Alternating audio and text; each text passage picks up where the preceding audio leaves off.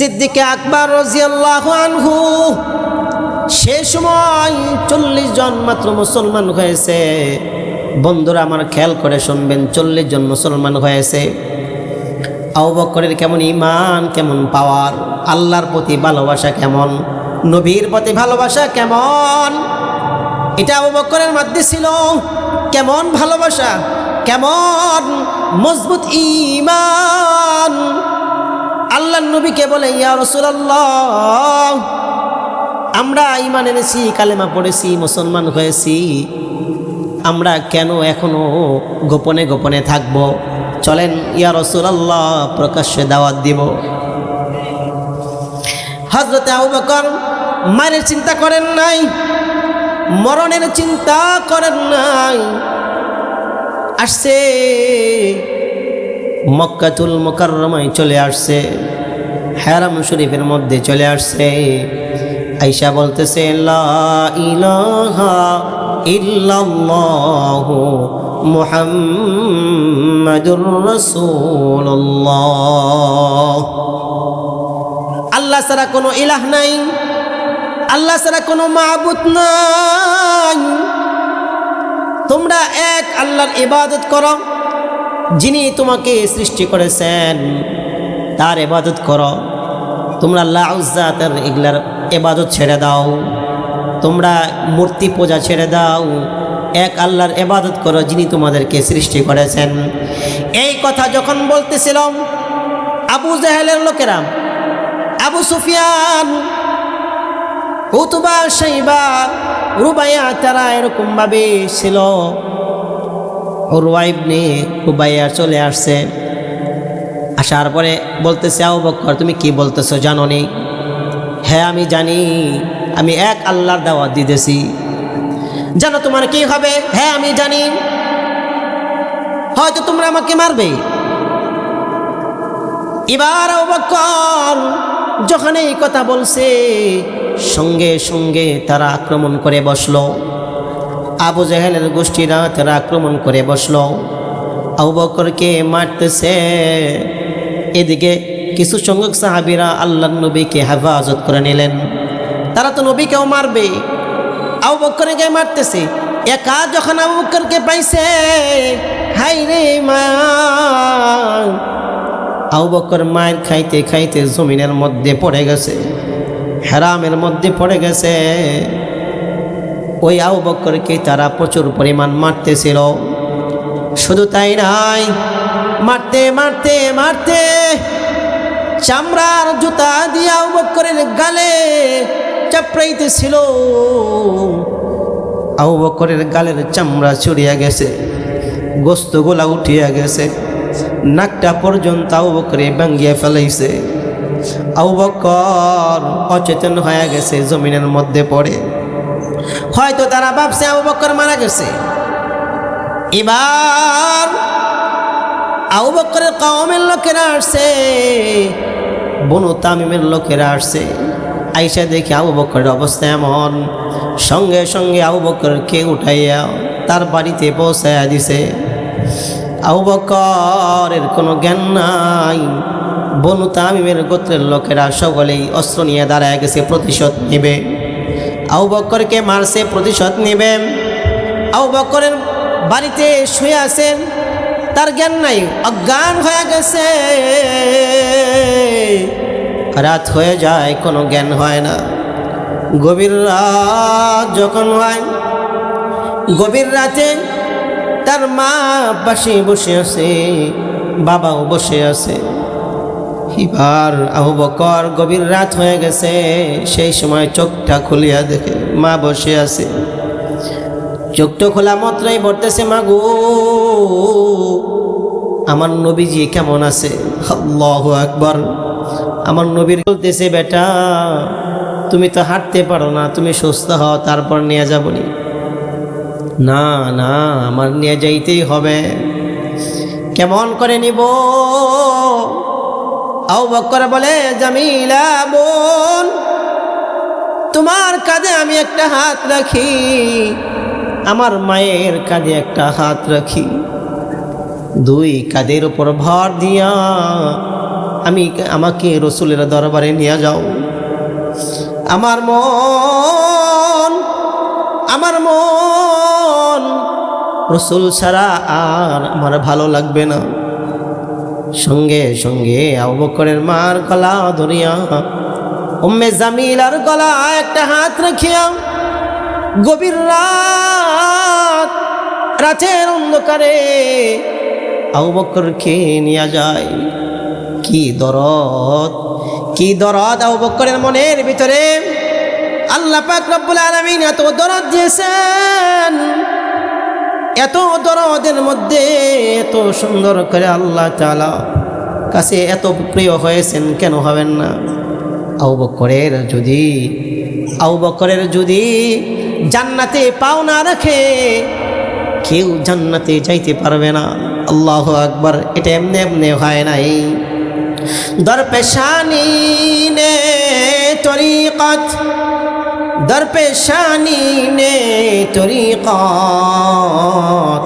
रोको दुनिया कर दिया, दिल का रोशन कर दिया, आँखों को कभी ना कर दिया। আবু বকর হাঁটি হাঁটি অর্থাৎ পাও তো যায় না, পাও ছেঁচড়ায় নিয়ে যাইতেছে অনেক দূর যাওয়ার পর্যন্ত। একেবারে আরকামের বাড়িতে গেছেন, যায় দেখুন দরজা নক করছে। নক করার পরে হযরত আলী ভয় পেয়ে গেছেন, হয়তো কাফেররা এসে গেছে, আমার নবীকে মারবে।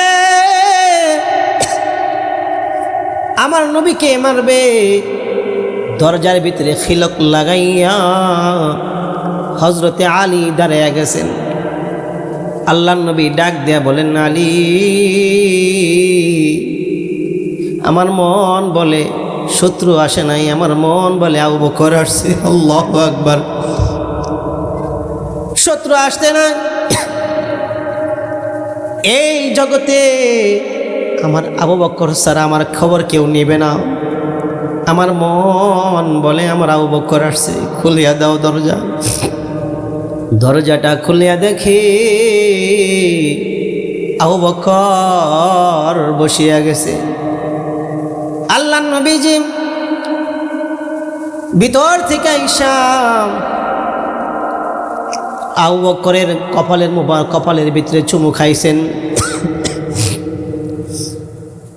আবু বকর মুখটা উঠাইতে পারে না। আল্লাহর নবী যে একটা চুমু খাবে, এই মুখটা উঠাইতে পারে না, ধরতে পারে না, বল নাই, শক্তি নাই। আল্লাহর নবীজি যখন মাথাটা নাইগা দিলেন, আবু বকর রসুলের কপাল মুবারকেতে চুমু খাইলেন। বললেন, ইয়া রাসূলুল্লাহ, এটাই আমার জন্য শান্তি, আপনি যে ভালো আছেন। ইয়া রাসূলুল্লাহ, আমার ডান পাশে যাকে দেখতেছেন উনি হইলেন আমার মা।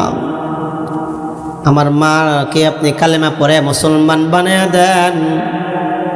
আমার মার জন্য আপনি হেদায়েতের দোয়া করে দেন। আল্লাহর নবীজি আবু বকরের মাকে কালেমা পড়ে মুসলমান বানিয়ে দিলেন। তার পরিবার আহলের জন্য দোয়া করলেন। আল্লাহ পাক রব্বুল আলামিন আবু বকরের আহাল পরিবার যা ছিল সকলেই মুসলমান হয়েছিল। আল্লাহু আকবার বলেন। কোনো সাহাবীর এমন হয় না যে প্রত্যেকে মুসলমান হয়েছে। হযরতে ওমরও পরিবারের সকলেই কিন্তু মুসলমান হয় নাই, দু একজন বাকি ছিল। হযরতে আবু বকরের আল্লাহ রসুলের দোয়া এমন কবুল হয়েছে যে দোয়ার বরকতে আবু বকরের সকলেই মুসলমান হয়েছে। এমন আল্লাহর ভালোবাসা ছিল, নবীজির ভালোবাসা এমন ছিল। এমন ভালোবাসা যদি না থাকে তাহলে কিন্তু মুসলমান হওয়া যায় না, ইমানদার হওয়া যায় না। ইমানদার হতে চাইলে আল্লাহকে ভালোবাসতে হবে, রসুলকে ভালোবাসতে হবে। কেমন ভালোবাসা ছিল, কেমন ভালোবাসা! আল্লাহর নবীজির ইন্তেকালের সময় এমন হয়েছিল যে আল্লাহর নবীজি 3 মাস পর্যন্ত বিছানায় ঘুমাইতে পারে নাই। আম্মাজান আয়েশা সিদ্দিকা রাদিয়াল্লাহু তাআলা আনহা উম্মাহাতুল মুমিনিন, আল্লাহর নবীজি যতদিন পর্যন্ত ঘুমায় নাই আয়েশাও ঘুমায় নাই। আল্লাহু আকবার বলেন। এমন বহু স্ত্রী আছে, এমন বিবি আছে পাশের বিছানায় স্বামী ঘুমায় আছে অসুস্থ কাতরায়, কিন্তু দেখবেন যে পাশের বিছানায় বিবি শুয়ে আছে, খবর নেয় না, আছে না নাই? কিন্তু আম্মাজান আয়েশা সিদ্দিকা রাদিয়াল্লাহু তাআলা আনহা আল্লাহর নবীজি যতদিন পর্যন্ত ঘুমায় নাই আয়েশাও ঘুমায় নাই। যেদিন মৃত্যুবরণ করবেন রাতের বেলা আল্লাহর নবীজি অসুস্থ ছিলেন, অসুস্থতা একটু কমে গেছে, মসজিদে চলবে। আলীকে ডাক দাও, আব্বাসকে ডাক দাও, তাদের গায়ে হাত ভর করে মসজিদে যাবেন। মসজিদে গিয়া 2 রাকাত নামাজ পড়লেন। সাহাবীরা বসে আছেন, বাড়িতে যায় না। আমার নবীজির কি অবস্থা হয়, অসুস্থ, না জানি কোন খবর চলে আসে। এমন হয়েছে আল্লাহর নবী নামাজ পড়ে মসজিদে বসলেন। সাহাবীদেরকে বললেন, তোমরা তো বাড়িতে যাও না, যাও বাড়িতে যাও, তোমাদের সংসারে খবর নাও। আবু বকরকে বললেন, আবু বকর আপনিও তো বাড়িতে যান না, যান আপনি বাড়ি খোঁজ খবর নেন। আবু বকরের বাড়ি ছিল মসজিদ থেকে 2.5 মাইল দূর। সকলে যখন বাড়িতে চলে গেলেন, আল্লাহর নবীজির সামনে আজরাইল এসে গেল, দরজার সামনে উপস্থিত হয়ে গেল। আল্লাহ ডাক দিয়া বলে, আজরাইল, আমার বন্ধুর যেন কোনো কষ্ট না হয়, আমার বন্ধুর অনুমতি নিবা। যদি আমার নবী বলে, আমার বন্ধু বলে আমি আরো দুনিয়াতে কিছুদিন থাকতে চাই, তাহলে আর পিছনের দিকে তুমি তাকাবা না, চলে আসবা, বহুত লম্বা কাহিনী, যেদিকে যাব না। আল্লাহর নবীজির ইন্তেকাল হয়ে গেল। ইন্তেকাল হওয়ার পরে সুবহ সাদিকের সময় রবিউল আউয়াল মাসে ইন্তেকাল হলো। হযরতে বেলাল মসজিদে আজান দেওয়ার জন্য আসলেন। মসজিদে আজান দেওয়ার পরে আল্লাহর নবীজির হুজরার কাছে আয়েশা বলতো, আসসালাতু খায়রুম মিনান নাওম। কোনো আওয়াজ নাই। আবার বললেন, আসসালাতু খায়রুম মিনান নাওম। কোনো আওয়াজ নাই ভিতর থেকে। আবার বললেন, আসসালাতু খায়রুম মিনান নাওম। কোনো আওয়াজ নাই। বেলালের কলিজার ভিতরে পানি নাই।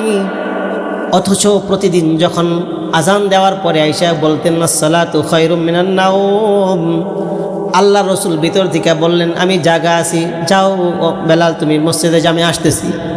কিন্তু আজকে আল্লাহর নবী কোনো আওয়াজ নাই। বেলাল এমন অবস্থা হয়েছে, মসজিদের ভিতরে চলে গেল। সাহাবীরা বেলালের চেহারা দেখে হতভম্ব হয়ে গেল। এ বেলাল কি হয়েছে বলো না। বেলাল বলে, আমার নবী মনে হয় আর নাই। আল্লাহু আকবার। বেলাল বলে, আমার নবী নাই।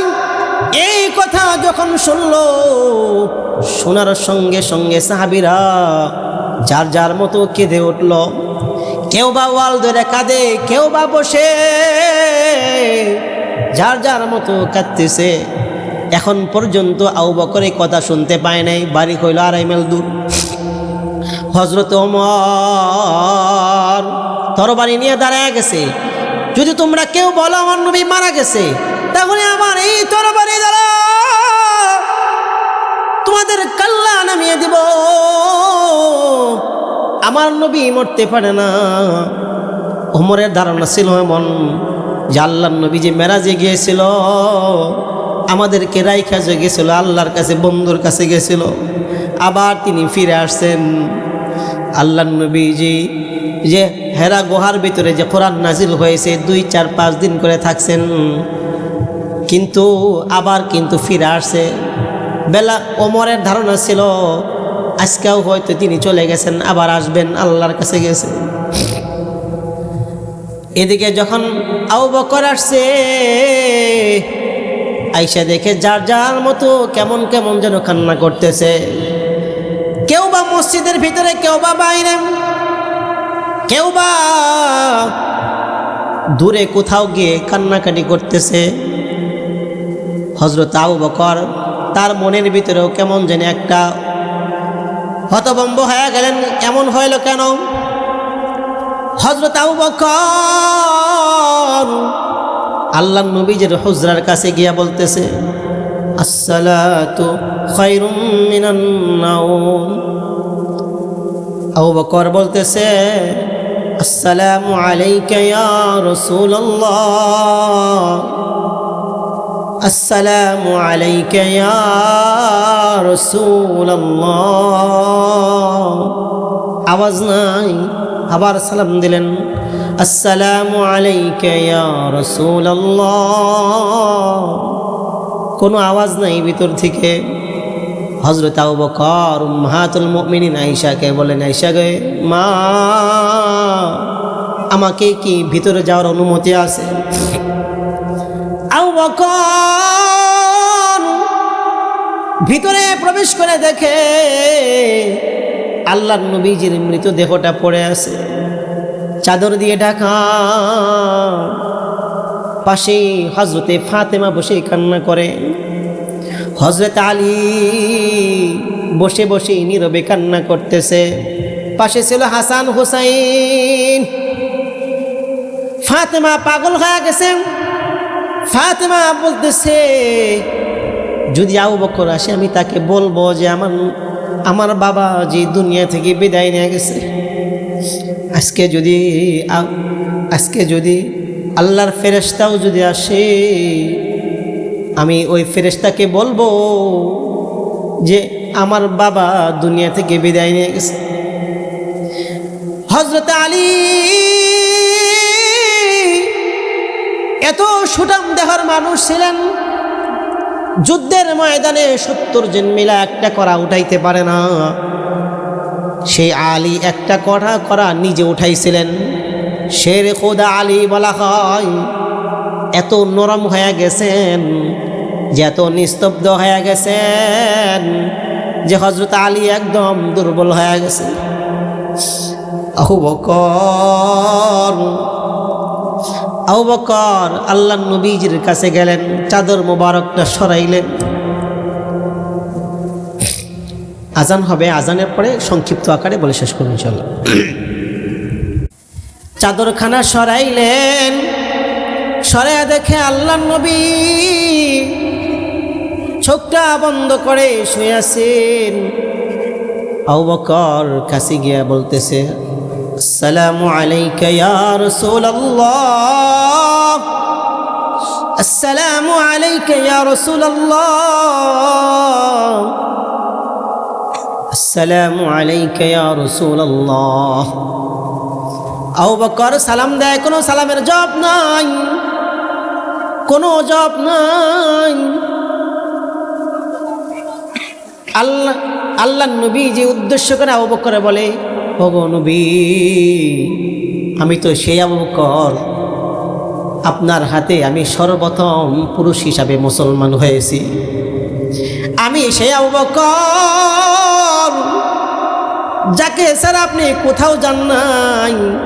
কোনো একটা জায়গায় যাইতে চাইলে আমি আবু বকরকে নিয়ে গেছেন। ইয়া রাসূলুল্লাহ,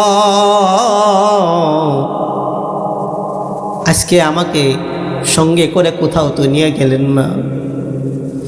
আবু বকর বলতেছি, ইয়া রাসূলুল্লাহ, আমি তো সেই আবু বকর যাকে নিয়ে আপনি মক্কা থেকে মদিনায় হিজরত করেছিলেন। হযরত ওমর বলেন, আবু বকর, আমার সারা জীবনের যত আমল আছে সব আমলগুলা তুমি নিয়ে নাও, হিজরতের রাত্রে যে আমল করেছো সেই আমলের ভাগটা আমাকে দিয়ে দাও। হযরতে আবু বকর বলেন, ওমর, আমার জীবনের যদি কোনো আমল যদি আল্লাহর কাছে পছন্দ না হয়, যদি আমল যদি ভালো না হয়, আমার মন বলে হিজরতের রাত্রের আমলটা আল্লাহর কাছে বেশি ভালো লাগছে। হযরত আবু বকর বলেন, আল্লাহর নবীজির সঙ্গে যখন যাইতেছিলেন, আল্লাহর নবীজির ডান পাশে যায়, আবার একটু পরে আবার বাম দিকে আসে, আবার সামনের দিকে আসে, আবার পিছনের দিকে আসে। আল্লাহর নবী জিজ্ঞেস করলেন, আবু বকর, ব্যাপার কি, তুমি এমন করতেছো কেন? আবু বকর বলে, ইয়া রাসূলুল্লাহ, আমি যখন ডানে যাই আমার মন বলে শত্রুরা হয়তো বাম দিক থেকে আপনাকে আক্রমণ করবে। আমি যখন বাম দিকে যাই আমার মন বলে সামনে থেকে হয়তো শত্রু আক্রমণ করতেছে। আমি এই জন্য দৌড়ে আস, তাড়াতাড়ি সামনে যাই। সামনে যাওয়ার পরে আমার মন বলে হয়তো কোনো শত্রুরা পিছন থেকে আক্রমণ করতেছে। আবার দৌড়িয়ে তাড়াতাড়ি করে আমি পিছনে যাই। ইয়া রাসূলুল্লাহ, আমার মন বলে হয়তো আপনাকে কোনো দিক থেকে এমনভাবে আক্রমণ করতেছে, এই জন্য আমি এমন করতেছি। যাইতে চাইতে গারে সুর পাহাড়ের ভিতরে সেখানে অবস্থান করবে। অবস্থান করার সময় পিছনে শত্রুরা রয়েছে, আল্লাহর নবীকে মারবে। আবু বকর এই গায়ের জামা ছিল, ওই গায়ের জামাগুলো ছিঁড়া ছিঁড়া টুকরা টুকরা করেছে। ওই যে গর্তের মধ্যে যে থাকবেন, গর্তের ভিতরে অনেকগুলো ছিদ্র ছিল। হয়তো ভাবছে এখানে কোনো বিষাক্ত সাপ আছে, আল্লাহর নবীকে যদি সাপে যদি দংশন করে তাহলে আল্লাহ রাসূলের তো ভীষণ কষ্ট হয়ে যাবে। এই জন্যেই আবু বকরের এই জামাগুলো টুকরা টুকরা করে প্রত্যেকটা গর্তের ভিতরে ঢুকায় দিয়েছে। আবু বকরের জামা শেষ হয়ে গেছে, একটা গর্ত বাকি আছে, একটা গর্ত বাকি আছে। আবু বকর বললেন, ইয়া রাসূলুল্লাহ,